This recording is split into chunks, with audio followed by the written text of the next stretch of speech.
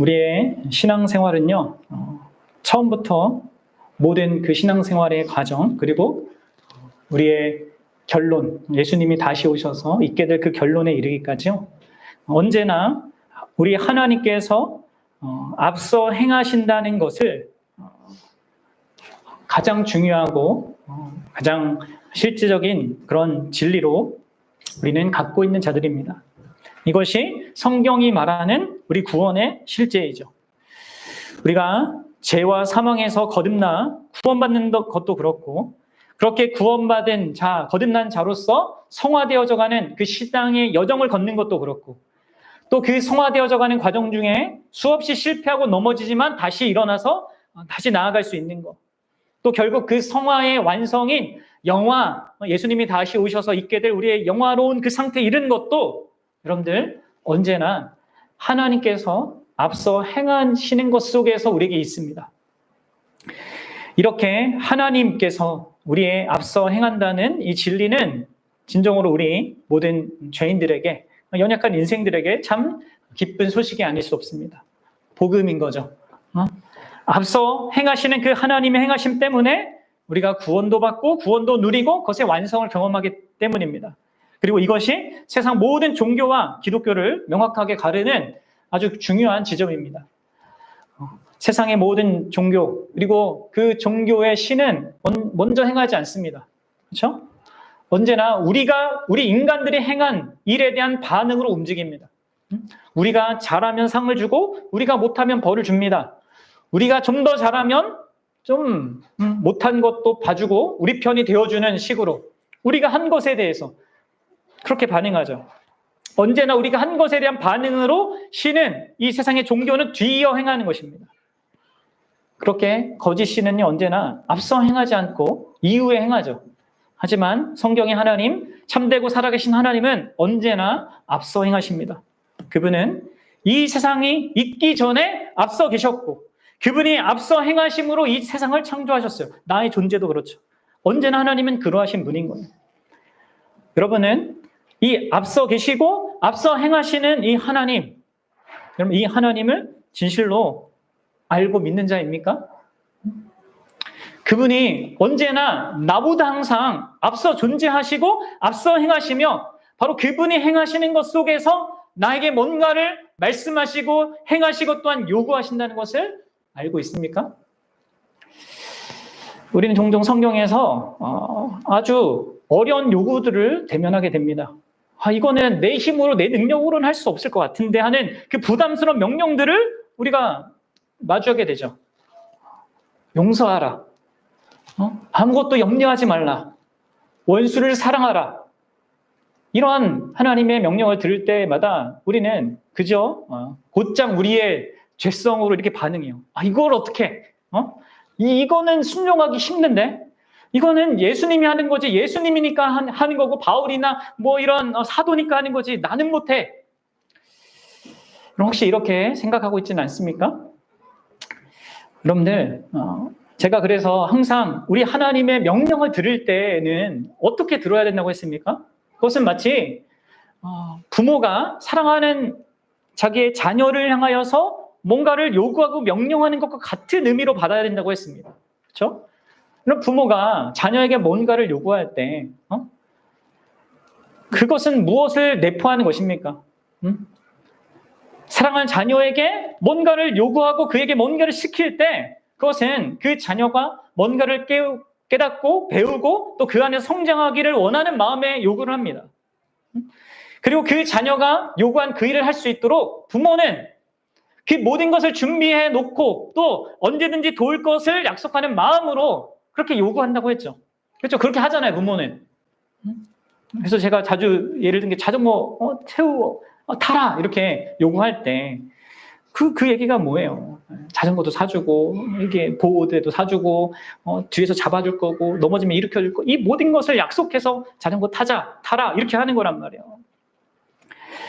어쩌면 이런 요구들이 자녀들 편에서 생각할 때는 어떤 의미에서 그것의 가치, 그렇게 자전거 타는 기쁨 이런 걸 아직 잘 모르니까 이게 귀찮은 걸 수도 있고 관심 없는 걸 수도 있고, 이건 스스로 생각했을 때 자기 힘과 어떤 능력으로는 못할 것 같은 그런 일이라 여겨질 수 있겠죠. 하지만 자녀가 자신의 부모가 나를 사랑하는 것을 믿고 도울 거라는 걸 믿고 이렇게 부모의 말을 이렇게 신뢰하면요, 뭐 할 수 있습니까? 용기를 낼 수 있고 시도할 수 있습니다. 그리고 그렇게 하는 것 과정 중에 그 자녀는 인생에 필요한 아주 중요한 자질들, 어떤 성품, 좋은 유익들을 그 과정 속에서 습득하게 되는 것이죠. 자녀가 그렇게 부모의 명령을 들어서 그렇게 얻는 모든 이 유익들도 뭐가 있어서 그게 가능한 거예요? 바로 부모가 먼저 앞서서 그를 위해서 행하는 것이 있기 때문입니다. 마찬가지예요, 여러분들. 우리가 믿는 하나님은요, 언제나 그렇게 우리 앞서서 행하시는 분이십니다. 그리고 그런 관점에서 여러분들이 요구되어지는 모든 하나님의 명령들을 생각할 수 있어야 됩니다.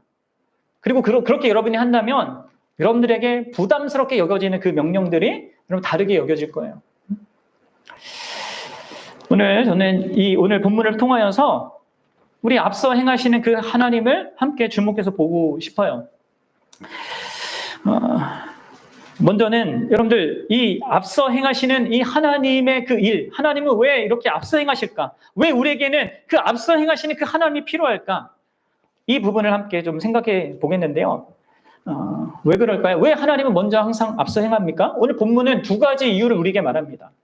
하나는 부정적인 것이고 다른 하나는 긍정적인 거예요. 하나는 뭐냐면 부정적인 것은 바로 우리 안에 있는 우리의 죄성의 끈질김과 집요함 때문에 그렇습니다.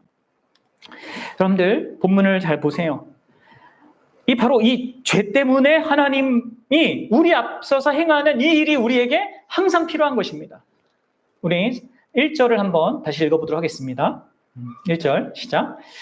에훗이 죽으니 이스라엘 자손이 또 여호와의 목전에 악을 행하매. 그럼 보십시오. 사사 에훗이 죽자 이스라엘 자손이 어떻게 합니까? 또 여호와의 목전에 행합니다. 또 행합니다. 이 말은, 이 또라는 이 말은 우리 안에, 인간 안의 죄성이 얼마나 끈질기고 집요한지를 우리에게 선명하게 보여주는 거예요. 여러분들, 사사 에훗과 그 삼갈에 의하여서 유지된 평화의 기간이 얼마였습니까? 80년이었습니다. 80년 동안 그 평화의 기간이 있었음에도 불구하고 어떻게 됩니까? 그들 안에 잠재해 있던 그 죄가 전혀 줄어들지 않았어요. 전혀 약해지지 않았단 말이에요. 어떤 선한 영향력, 하나님의 은혜의 그 영향력이 그 80년 동안 지속되었더라 하더라도 그런 것 중에 죄가 축소되거나 약해지는 것이 아니라 전혀 그렇지 않았다는 거예요. 물론 죄를 제한하는 어떤 외부적인 요인으로서 에훗이나 삼가 같은 이런 사사들이 있었지만 그들이 사라지자 어떻게 됩니까? 다시 이 죄는 활개를 치면서 자기의 본성을 드러내기 시작합니다. 마치 이런 거잖아요. 학교에 일진들, 불량 학생들이 선생님들 앞에서는 이렇게 그냥 자기 어떠함을 잘 안 드러내다가 선생님이 눈앞에 사라지니까 어떻게 합니까? 순간 자기의 그런 불량함들을 막 드러내는 그런 모습처럼 말이죠.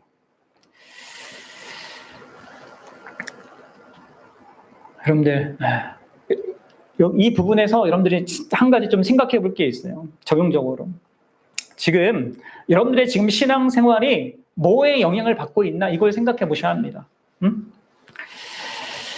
나의 신앙생활이 지금 나의 진실성이 하나님을 향한 어떤 그 마음이 외부의 어떤 압력이나 아니면 어떤 선한 영향력이나 아니면 어떤 존재에게 의존할 때 여러분 그 신앙생활은요 좋은 상태가 아닙니다. 아니 오히려 문제가 있는 것이죠. 누가 하라고 해서 하거나 아니면 내가 이렇게 하면 다른 사람이 날 좋게 볼 것 같아서 아니면 어떤 사람과 잘 지내보려고 신앙생활을 할 수도 있거든요, 우리가.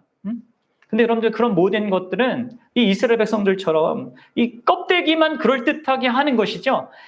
그냥 평화를 어느 정도 유지하는 어떤 그런 활동일 뿐이지 참된 신앙생활이 아닙니다. 도리어 그러한 식의 방식으로 신앙생활하는 것은 믿지 않는 자보다 더 위선적인 자가 되게 할 수도 있어요. 예수님 당시 때 바리새인들이 그랬던 것이죠. 더 위험한 거죠. 여러분들은 목회자에 의해서나 아니면 부모에 의해서나 아니면 다른 누군가에 의해서 신앙생활하면 안 됩니다. 그들의 권면을 참고는 해야 되겠지만 억지로 하거나 아니면 이런 기꺼운 마음으로 하는 게 없이 하나님 외에 다른 무엇에 의하여서 하게 되는 것은요, 언제나 위험한 그런 상태에 있는 것입니다. 여러분들 그걸 잘 보셔야 돼요. 내가 지금 누구에게 영향을 받고 있는지, 하나님에게 영향을 받고 있는지, 아니 다른 무엇에 영향. 그리고 여러분들 우리 부모들은 자녀들이 그렇게 되지 않도록 정말로 주의해야 됩니다. 부모에 의해서, 그 억압에 의해서, 막 강요에 의해서 하지 않도록 하나님만이 그 자신의 신앙의 유일한 동기가 되어지는 이 부분에 있어서 짚어줘야 되고 말해줘야 되고 가르쳐줘야 됩니다. 여러분들 그런데 이제 다시 좀 돌아와서 여러분들 이러한 어떤 우리가 외부적인 이런 영향이 아무리 있어도 이게 우리 중심이 안 바뀌면 우리는 이스라엘 백성처럼 이렇게 될 수밖에 없습니다. 그리고 우리 안에 있는 이 죄는요 그토록 막강한 거예요. 그래서 이스라엘이 다시 죄를 행하는 것입니다. 이 악이 뭡니까? 하나님을 버리고 하나님을 잊고 이방신을 쫓는 것입니다. 그리고 이것은요 끈질깁니다. 집요합니다. 계속 나타납니다. 이것은 우리의 현재에도 적용되는 일이잖아요. 우리가 은혜 속에서 일정 기간 그렇게 막 보낸다 하더라도요. 그리고 그리하여서 죄가 그 영향력이 거의 없는 것 같은 그런 아주 좋은 상태를 갖는다 하더라도 여러분 반드시 기억해야 되는데 신자는 그 죄는 우리 안에 있는 죄는 결코 사라진 것도 아니고요. 그 기세가 결코 꺾인 것도 아닙니다. 우리 안에 있는 죄성은 다만 어떤 기회를 엿보기 위해서 잠시 웅크리 사자와 같이 있는 거예요. 힘을 비축하고 있는 것임을 알아야 됩니다. 그러면 우리는 이 죄의 실체를 명확하게 알아야 돼요.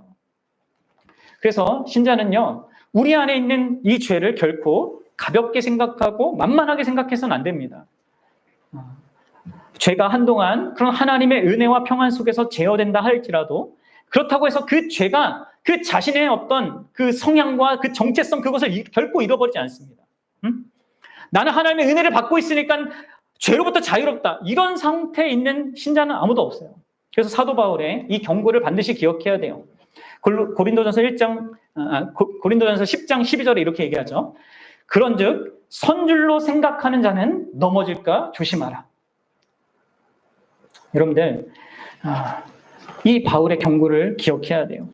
그리고 여러분 우리 믿음의 선배 가운데 베드로가 뼈아픈 2번의 실패를 했다는 것을 여러분들 또 뭐 기록은 안 됐지만 성경에 그것을 여러분들 좀 보면서 기억해야 됩니다. 그가 엄청난 믿음을 고백하지 않습니까? 예수님 앞에 주는 그리스도시요 살아계신 하나님의 아들입니다. 그런데 어떻게 해요? 예수님께서 십자가를 지겠다고 하니까 안 됩니다 예수님 그렇게 못합니다 하면서 예수님을 막아섰습니다. 그렇게 하다가 예수님한테 엄청난 책망을 듣잖아요. 사탄아 물러가라 하면서 이런 책망을 받게 됐단 말이에요. 왜 그렇게 되는 거예요 여러분들? 아주 훌륭한 고백을 하고도 그렇게 무너질 수 있어요. 인간은요. 인간의 죄성은 그렇게 강력합니다. 심지어 그가 이후에 예수님께서 부활하신 다음 그렇게 예수님을 이제 그 십자가 지러 가실 때 이렇게 부인하고 그래서 막 낙심하고 있는데 예수님이 이제 부활하신 다음에 찾아오잖아요. 그리고 3번이나 물으시면서 그를 회복시켜 주지 않았습니까? 그리고 그에게 다시 사도의 직분 내 양을 치라 하면서 이렇게 맡기셨는데 또 어떤 일이 벌어집니까? 이후에 갈라디아서를 보면요. 베드로 사도는 사도 바울에게 책망받을 정도의 또 심한 그 잘못을 저질러요. 이방인과 함께 식사하는 이것을 자기 유대인들이 좀 싫어할 것 같아서 자기도 거기와 함께 하기를 꺼려하고 이렇게 배척했단 말이에요. 이 복음을 갖고 믿는 사람에게는 이게 있어서는 안 되는 그 일을 저질렀단 말이에요. 그래서 사도 바울이 책망했지 않습니까? 뭐 이렇게 책망한 사도 바울은 또 괜찮았습니까? 그렇지 않죠. 바나바와 선교 여행을 하다가 마가라는 어떤 이 사람 때문에 둘이 대판 싸우잖아요. 그래서 또 갈라져요. 여러분들 믿음의 사람들도 은혜 가운데 있지만 항상 이렇게 죄가 이렇게 불쑥불쑥 드러나 이렇게 그의 인생과 그런 삶에 영향을 미치는 것입니다. 죄는 이처럼 막강해요. 언제는 자신의 본색을 아주 강력하게 드러낼 수 있고 그래서 하나님의 마음을 아프게 하고 우리의 삶과 우리의 공동체를 망가뜨릴 수 있는 것입니다. 그렇기 때문에 여러분들 이 죄를 우리는 결코 안일하게 생각해서는 안 됩니다. 이 죄의 끈질김, 이 죄의 집요함 그리고 이 죄의 영향력, 이 강력한 영향력이 우리 안에 있기 때문에, 존재하기 때문에 여러분들 바로 하나님의 앞서 행하시며 우리에게 반드시 필요한 것입니다. 그리고 반드시 하나님이 그렇게 행하시는 거예요. 자, 더불어서 여러분들 하나님이 앞서 행하시는, 우리 앞서서 행하시는 그 이유는요, 그 필요성은요, 하나님이 우리에게 요구하시는 것이 언제나 우리의 수준과 우리의 어떤 능력과 지혜와 이 모든 것을 뛰어넘기 때문에 그렇습니다. 그분의 요구가 크기 때문에 그렇습니다. 그렇기 때문에 그분은 또한 앞서서 행하시는 것입니다. 여러분들 지금 이스라엘 백성들이 이 사사기 본문에서 대적해야 되는 적들이 어떤 자입니까? 3절이 말하듯이 철병거 900대를 갖고 있는 자들입니다. 여러분들 기관총 하나로 수십 명, 수백 명의 사람들을 이렇게 몰살시킬 수 있듯이 여러분들 철병거 하나라면 수천, 수백의 사람들을 몰살시킬 수 있는 것입니다. 그런데 그 철병거가 900대가 있습니다. 1000에 가까운 숫자가 있는 거예요. 근데 반면에 그들 앞에, 그들을 대면해야 할 때는 이스라엘 군대로 소집된 10,000명은 너무나 적은 숫자입니다. 그 철병거만 이 900대니까 다른 모든 이 보병까지 하면 얼마나 많겠습니까? 그러니까 인간적인 계산으로 절대 이길 수 있는 그런 전쟁이 아니에요. 그런데도 하나님은요, 드보라를 통하 여선지자 드보라를 통하여서 바락이라는 그 사람을 부르시고, 그리고 그에게 이 게임도 안 되는 이 전쟁을 감당하라고 요구합니다. 그리고 어떻게 하세요? 놀랍게도 이 전쟁의 승리까지 약속하세요. 그리고 실제로 그분이 먼저 행하시는 것을 행하십니다. 그게 이제 4장 14절에 나오는데 한번 보도록 하겠습니다. 4장 14절 시작. 드보라가 바락에게 이르되 일어나라, 이는 여호와께서 시스라를 내 손에 넘겨주신 날이라. 여호와께서 너의 앞서 나가지 아니하시느냐 하는지라. 이에 바락이 10,000명을 거느리고 답을 선언해서 내려가니. 아멘. 그렇습니다. 여러분들 생각해 보십시오. 하나님께서 하나님 백성에게 요구하는 그 일은요, 사실 그들이 자신의 능력과 지혜와 힘의 근거에서는 아무런 결과도 맺을 수 없는 그런 불가능한 일이었습니다. 그리고 바로 그런 이유 때문에 하나님은 언제나 먼저 행하십니다. 여러분들 오늘날 하나님께서 하나님의 교회에게, 우리에게 행하시는, 요구하시는 이 엄청난 요구들도 생각해 보십시오. 하나님을 생명 다해, 마음 다해, 힘을 다해, 뜻을 다해 사랑해라. 내 이웃을 내 자신같이 사랑하라. 이 계명이 어떻습니까? 너를 핍박하는 자를 위해 기도하고 내 원수를 사랑하라. 이 요구가 얼마나 큽니까? 오늘날 교회들이 많이 분열하고 있는데 이 분열하고 있는 현실 속에서 성경은요, 우리에게 하나 되게 하신 것을 힘써 지키라 요구합니다. 가정 안에서도 여러분들 사랑할 만하고 존경할 만한 구석이 하나도 없는 이 남편, 아내, 그들을 하나님은 존경하라고 하고 그 자격 없는 자를 사랑하라고 하고 예수님처럼 사랑하라고 하고 교회가 예수님께 하듯 순종하라고 하고 이렇게 요구하세요. 더불어서 너희들은 가서 모든 족속으로 제자를 삼아 아버지와 아들과 성령의 이름으로 세례를 베풀고 내가 내게 분부한 모든 것을 가르쳐 지키게 하라 요구하십니다. 이게 여러분들 어마어마한 너무나 엄청난 요구들 아닙니까? 너무 큰 거 아닙니까? 우리가 뭐 이걸 할 수 있는 지혜와 능력과 힘 뭐 이런 게 있습니까? 정말 그렇습니다. 정말 이 모든 요구들은 너무나 큰 겁니다. 그리고 바로 그런 이유 때문에 하나님께서는 자기 백성 앞에서 행하시는 것입니다. 하나님께서 우리에게 계획하시고 뜻하신 바가 무궁히 크기 때문에 그분은 언제나 우리 앞서서 행하시는 것입니다. 그리고 그것이 필요한 것입니다. 그래서 여러분들 우리는 이 하나님을 봐야 합니다. 우리 앞서 행하는 그 하나님을 봐야 한다는 거예요. 오늘 이 사사기의 맥락 속에서 어떻게 그럼 하나님께서 앞서 행하시는가 이걸 한번 우리가 주목해서 봅시다. 그럼 백성들이 악을 행하자 하나님이 어떻게 하세요? 그들을 가나안 왕 야빈의 손에 파십니다. 물론 이 일은 하나님께서 이들의 악행에 대한 징계로 이후에 행하신 일이죠. 그러나 여러분들, 문맥상은 그렇지만 이 일은 사실은 더 큰 맥락에서 보면 이스라엘을 회개로 이끌기 위한 하나님께서 앞서 행한 일이기도 하죠. 그렇게 볼 수도 있는 거잖아요. 결국 이스라엘 백성은 여호와를 향하게 되고 여호와께 부르짖게 됩니다. 뿐만 아니죠. 이들이 지금 학대받는 이 시간 속에서도 하나님은 이들이 이런 회개에 이르기 전에도 그 앞서서 뭘 하고 계셨습니까? 사사 드보라를 준비하고 계셨단 말이에요. 여기서 이제 여성 사사 드보라가 등장하는 게 정말 예상치 못한 일이죠. 이 여인이 드보라를 통하여서 하나님께서 놀랍게 먼저 준비하고 계셨어요. 그래서 이스라엘 백성들이 고난 중에서 이제 내가 이 우상이 아니라 세상에 헛된 것이 아니라 하나님을 찾아야겠다 했을 때 하나님께 뜻을 묻기 위해 찾아갈 그 사람이 있었던 것이죠. 그 선지자가, 그 사사가 있었던 것입니다. 그래서 5절의 말씀처럼 이들이 나간 거예요. 드보라에게. 근데 물론 여기 나아간 것은 이 4장 5절을 보면 이게 이 드보라에게 자기 개인 일로 간 것처럼 이렇게 이해할 수 있는데 그게 아닙니다. 원어를 보면 심판을 위해서 드보라에게 나갔다는 거예요. 이 자기의 현실 속에 이렇게 고통 속에 있는 이것에 대한 하나님이 그 자신을 괴롭히는 자들에 대해서 심판을 정말 구하기 위해서 지금 드보라에게 나간 거고, 그래서 이어지는 그 6절에서 드보라가 거기에 대한 답을 하고 있는 것입니다. 자, 그 답을 보십시오. 거기에서도 먼저 하나님이 행하신 걸 여러분 보셔야 됩니다.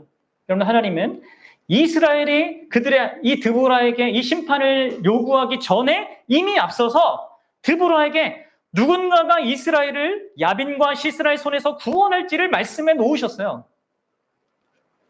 그래서 6절에서 드보라가 곧장 바락을 부르도록 하시는 것이죠. 그럼 계속해서 여러분들 하나님이 먼저 일하시는 것이 보이십니까? 이걸 보셔야 돼요. 하나님은 7절에서 이 바락이 또 어떤 지파들과 함께 갈지를 또 앞서 말하세요. 그리고 야빈의 군대 장관과 이 시스라와 그 병거들을 어디로 또 유인해야 하는지도 말씀해 주시고 결국 그들을 너희들이 이길 거라 이렇게 또 앞서서 약속도 해주신단 말이에요.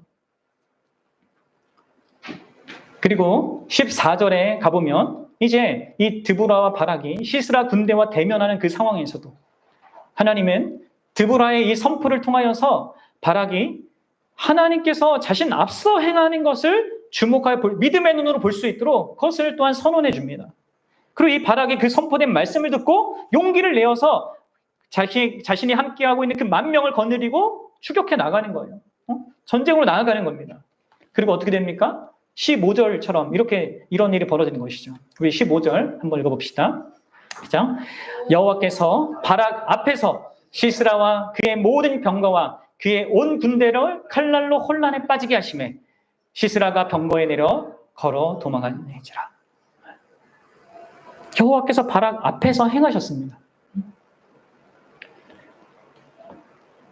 이 사건이 이제 시의 형식으로 다시 기록되어 있는 게 이제 5장이거든요. 5장을 보면 이날 어떤 일이 벌어졌는지 구체적인 내용이 이제 우리가 확인할 수 있어요. 5장으로 가보도록 하겠습니다. 5장 4절과 5절입니다. 5장 4절과 5절 같이 거기도 읽어봅시다. 시작. 여호와여 주께서 세일에서부터 나오시고 에돔 들에서부터 진행하실 때 땅이 진동하고 하늘이 물을 내리고 구름도 물을 내렸나이다. 산들이 여호와 앞에서 진동하니 저 신의 산도 이스라엘 하나님 여호와 앞에서 진동하였도다. 그럼 지금 이 드보라와 바락의 하나님이 하신 일을 찬양하면서 앞서 있었던 일을 더 구체적으로 지금 설명해주고 있습니다. 뭐예요? 하나님이 시스라가 그렇게 철병거를 가지고 있는데 왜 망했냐? 뭘 하셨다는 거예요? 하나님께서 하늘에 물이 내리고 이 물이 내리게 하셨다는 거예요. 이게 뭐예요? 하나님이 이 전쟁에 그리고 이기도록 그 전쟁에서 이기도록 그분이 뭘 준비하셨습니까? 구름과 비를 준비하신 거예요. 그래서 기손 강물이 그들이 그 철병거가 있었던 그 기손 강물이 이게 우기가 아니면은 이게 이렇게 메마른 땅인데 이게 물이 쏟아짐으로 말미암아 그 군대와 그 병거가 전혀 움직이지 못하는 그 상황에 처하게 된 것입니다.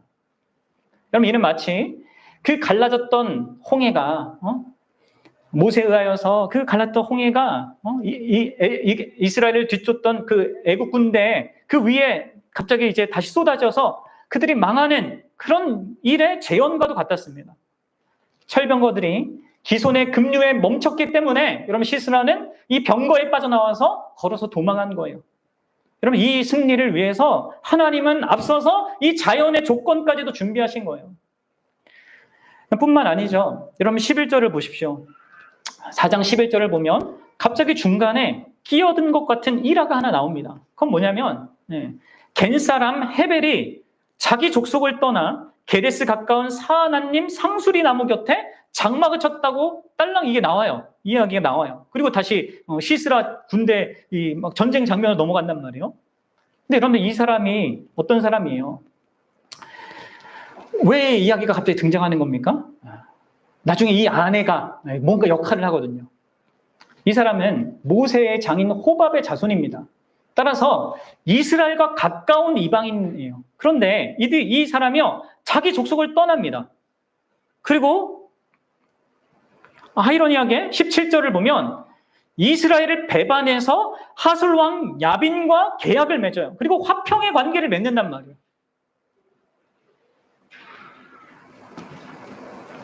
여러분, 근데 이런 모든 일이 왜 있게 된 겁니까? 11절에 갑자기 이 사람이 나는 이제 여기서 못 살겠어 하고 막 장소를 옮겼단 말이에요. 근데 이 일이 어떻게 연결돼요? 나중에 이 시스라가 전쟁에 패배하고 철병거를 버리고 목숨을 걸고 도망칠 때 바로 그 안에 야일이 있어야 할 그곳에 정확히 있게 된 것입니다. 그러면 이게 얼마나 놀라운 섭리입니까? 하나님께서 어떻게 이 세상의 모든 것 그리고 우리의 인생의 아주 세세한 부분까지 어떻게 다 관여하시고 앞서 행하시는지 여러분들 보셔야 돼요. 얼마나 놀라운 방식으로 우리의 구원을 위해서 그분이 앞서 행하시는지를 봐야 한다는 말이에요. 그럼 당시에는 전혀 상관없어 보이는 그 일인데 그 일이 아주 사소한 것처럼 보이는 일인데 그냥 있는 일이 아니라는 것이죠. 심지어 여러분들 이것은 야엘의 편에서는 아주 큰 문제일 수도 있었습니다. 왜냐하면 자기 남편이 이스라엘을 배반하고 가나안 왕, 이스라엘을 괴롭히고 있는 그 가나안 왕과 화친을 맺었기 때문입니다. 자신은 아내이기 때문에 여자이기 때문에 끌려갈 수밖에 없는 처지에 있잖아요. 이런 모든 일들이 그 입장에서는 구원과 전혀 상관없는 일이고 오히려 자기 삶의 큰 문제라고 생각되어지는 그런 일이었습니다. 그러나 하나님께서는 이 모든 일을 그들을 이스라엘 백성을 그 적에서 구원하기 위한 그 모든 앞서 행하시는 어떤 구원의 도구로 그 섭리로 사용하시는 거예요. 이처럼 여러분들 하나님은 이스라엘의 구원을 위해서 앞서 행하신 수많은 일들 속에서 이들을 구원에 참여하게 하시는 것입니다. 여러분들 생각해 보십시오. 이 구원을 위해서 하나님께서 이스라엘 앞서서 행하시는 이 모든 일들을 보십시오. 그냥 싸우는 이 장면이 아니라 그 앞에서 행하신 모든 일들. 자기 백성을 징계 막대기로 이렇게 돌이키게 하기 위해서 시스라도 야빈도 준비하고 그들을 회개케 하기 위하여서 드보라와 바락도 준비하시고 그리고 이들에게 승리를 주기 위해서 자연의 변화도 준비하시고 이 시스라가 망하고 이스라엘이 완전한 승리를 얻기 위해서 이 헤벨의 거주지 이런 헤벨의 안에 이런 모든 것들을 다 준비하셔서 그래서 이스라엘이 이 끔찍한 그런 지배받는 그런 형편에서 건진받을 수 있는 구원받을 수 있는 이 일이 있게 된 것이죠. 그래서 23절에 이렇게 얘기하는 겁니다. 23절 같이 읽어봅시다. 이와 같이 이날에 하나님이 가나안 왕 야빈을 이스라엘 자손 앞에 굴복하게 하신지라. 그럼 그래서 하나님이 하셨다 이렇게 얘기하죠. 드보라가 했다, 뭐 바락이 했다, 뭐 야엘이 했다 이렇게 얘기하는 게 아닙니다. 하나님이 그렇게 하셨다 이렇게 말하는 거예요. 그리고 24절의 말씀대로 결국 이 가나안 왕 야빈을 점점 눌려서 마침내 진멸하는 데까지 갈 수 있었던 것입니다. 여러분들 이 사사기의 이 역사는 물론 일시적인 것이었죠. 하지만 하나님께서 우리 인생 가운데 행하는 이 구원의 방식이 무엇인지를 이것을 통하여서 우리에게 명확하게 보여주는 거예요. 그래서 여러분들 우리는 하나님께서 우리에게 요구하시는 어떤 요구들, 명령들 그 자체의 크기만 볼 게 아닙니다. 하나님께서 언제나 먼저 앞서 행하는 것이 있는 것 속에서 그 나를 향한 그런 요구가 있다는 것을 주목해 봐야 돼요. 하나님께서 생명 다해, 힘을 다해, 마음을 다해 나를 사랑하고 내 이웃을 내 자신같이 사랑하라. 이렇게 하신 거 앞서서 뭘 하셨어요? 여러분들. 그럼 우리는 그것에 성급하게 순종하거나 아니면 순종하려고 하거나 아니면 머뭇거리면서 그것을 나는 안 된다 이렇게 하기 전에 하나님이 앞서 행하신 것을 봐야 돼요. 어떻게 하나님께서 자기 생명과 마음과 뜻과 모든 걸 다해서 날 사랑했는지 봐야죠. 나를 자기 이웃으로 여기면서 자기 자신처럼 사랑하신 그것을 봐야죠. 여러분들 너를 핍박하는 자를 위해 기도하고 내 원수를 사랑하라고 하신 그 말씀에 대해서도 어떻습니까?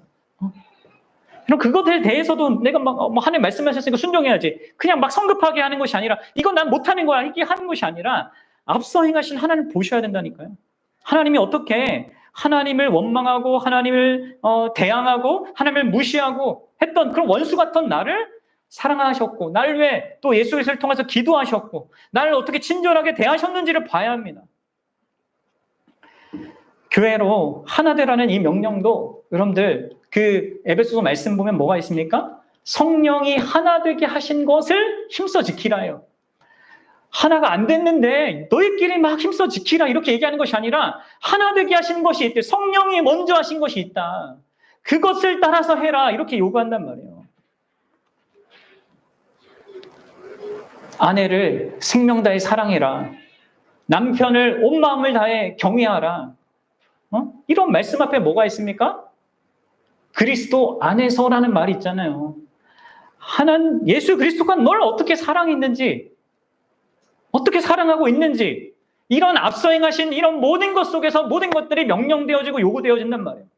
모든 족속으로 제자를 삼아 세례를 베푸고 말씀을 가르쳐 지키게 하라라는 이 엄청난 명령도 뭐가 있습니까? 내가 하늘과 땅의 모든 권세를 받았다라는 이 사실이 앞서 있고요. 예수님이 먼저 그걸 얘기하셨어요. 그리고 내가 너와 영원토록 함께 있을 거다라는 이 약속도 함께 있단 말이에요. 이런 것이요. 언제나 앞서서 있는 것입니다. 무엇보다도 여러분들 지금 우리가 예수 그리스도를 처음 알게 되고 믿게 되고 참된 복음을 듣고 거듭나는 이 일도요. 하나님께서 정말 먼저 행하신 모든 일들 속에 우리가 갖게 되는 것이죠. 여러분들이 어떻게 예수를 믿게 되었습니까? 어떻게 거듭나게 되었습니까? 먼저 우리의 죄를 다 객관적으로 해결하는 예수 그리스도의 그 십자가 사역이 역사 가운데 분명히 있었고 그 예수 그리스도께서 우리에게 넘겨주신 성령께서 계속해서 역사하시고 모든 시대와 모든 역사, 모든 그 역사 가운데 심지어 우리가 지금 살아가는 2000년 이 시기까지 이 모든 것들을 사용하셔서 이 역사와 그 안에 존재했던 수많은 사람들을 다 사용하셔서 지금 이 시대에 살아가고 있는 나에게까지 이 복음이 들리게 해서 내가 그 복음을 듣고 믿고 구원받는 거잖아요. 너는 반드시 거듭나야 한다라고 얘기하시지만 그것들 다 준비하시고 허락하시는 것 속에서 우리에게 갖게 하신단 말이에요. 여러분들 신앙생활의 처음부터 그리고 모든 과정 그리고 우리가 완성에 이르기까지요. 그 완성도 어떻게 돼요? 여러분들 예수 그리스도께서 이 땅에 오심으로 완성돼요. 내가 완성하는 게 아니라 항상 하나님께서 앞서 행하십니다. 그래서 여러분들 우리가 구원받고요. 그렇게 구원받은 구원의 삶을 누리며 우리의 구원을 확신할 수 있는 것입니다. 여러분 우리는 성경을 통하여서 명확히 봐야 합니다. 자기 백성의 구원에 필요한 모든 것을 하나님께서 친히 앞서 행하시면서 특히 예수 그리스도 안에서 모든 것을 공급하시는 것 가운데 하시는 것입니다. 이것은 이 사사 시대나 우리 시대나 동일하게 적용되는 원리예요. 그리고 바로 이런 이유 때문에 여러분들 우리가 그렇게 우리 앞서 행하시는 그 하나님을 주목해 볼 때 주목해 본다면 우리가 아무리 부족함과 연약함을 가지고 있어도요. 우리는 순종할 수 있습니다. 그리고 순종의 그 복된 열매를 받아 누릴 수 있는 거예요. 여러분들 오늘 본문에 나오는 이 사람들을 보십시오. 하나님께서 어떻게 연약한 자들을 통하여서 놀라운 구원을 이루시는지 보십시오. 두 여성입니다. 그리고 상대적으로 정말 약한 그 어떤 전력을 갖고 있는 한 연약한 남성입니다. 그럼 보통 여자 선지자가 이스라엘 역사에 등장하는 것은 이스라엘의 상태가 아주 좋지 못할 때예요. 게다가 그 선지자가 사사로까지 세움을 받았다는 것은 이스라엘이 진짜 큰 죄악의 구렁텅이에 빠져 있다는 것을 반증하는 내용입니다. 그때 하나님은 전혀 예상하지도 못하고 기대하지 못했던 이 보잘것없는 여겨졌던 여인이 아니겠어요? 여인이 그를 사사로 세워서 이스라엘을 이끌고 그들의 어려움을 해결하는 일을 담당하게 하신단 말이에요. 그래서 여러분들 드보라는 힘이 아니라 어떤 그 지략 이게 아니라 그 전쟁에 이런 것이 아니라 지혜와 인격으로 백성들을 이끕니다. 그래서 이 드보라는 이런 면에서 다른 사사들과 다릅니다. 앞에 등장했던 온니엘과 에훗 그리고 이후에 등장하는 사사들과 달라요.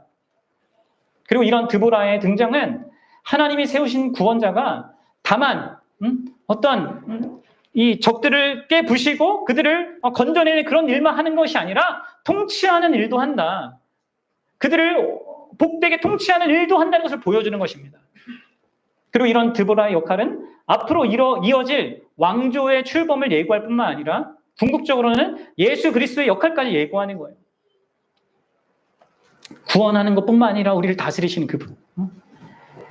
근데 이 중요하고 의미 있는 이 일을 그 당시 중요하게 여겨지지 않았던 그 여성을 통해서 보이고 있는 것입니다. 그럼 다음에 제가 기회가 되면 이제 교회 안에서 여성의 역할이 어때야 되는가 이것을 좀 다루고 싶은데요. 근데 지금도 이제 우리 막 여성 목사님들도 계시고 막 안수도 주고 하잖아요. 근데 우리 교단에서는 아직 그걸 허용 안 하고 있거든요. 그러니까 이런 부분에 대해서 우리가 어떻게 이해할지 좀 다루긴 하겠는데 지금 대세는 괜찮다는 거잖아요. 모든 대세는 이 세계 교회 대세는 괜찮다예요.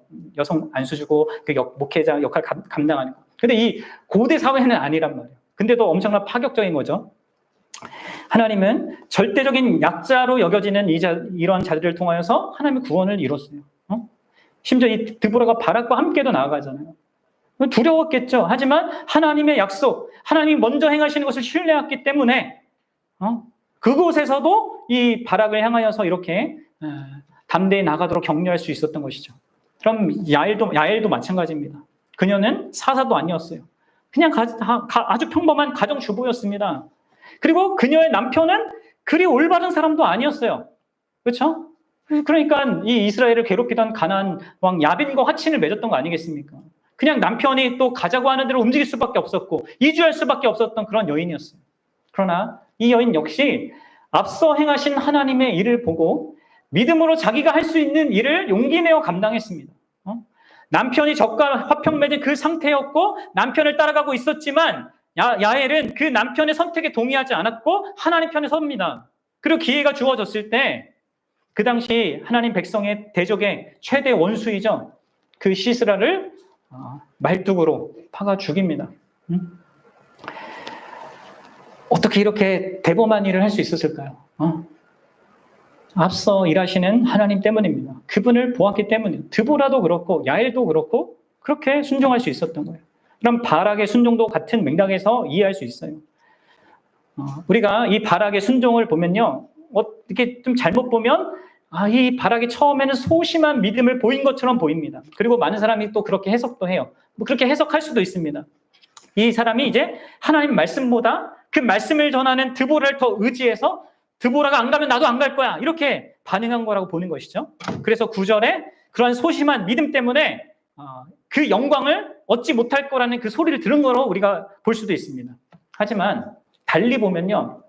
이 9절의 내용을 꾸짖음이 아니라 앞으로 있을 사건에 대한 그냥 단순한 예언적 진술로 볼 수 있습니다.